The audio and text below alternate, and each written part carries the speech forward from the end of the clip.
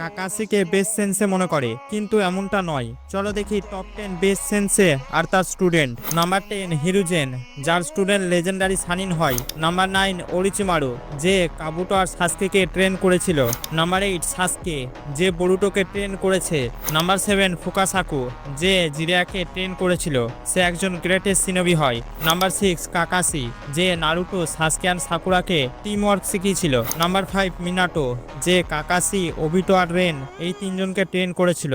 Rain পরে ভিলেজের জন্য জীবন sacrifice করে। নাম্বার 4 মাইট গাই, যে নেজি অ্যান্ড রকলির মতো সিনোবিদের ট্রেন করে। রকলি চুনিন এক্সামে কি করেছিল আমরা দেখেছি।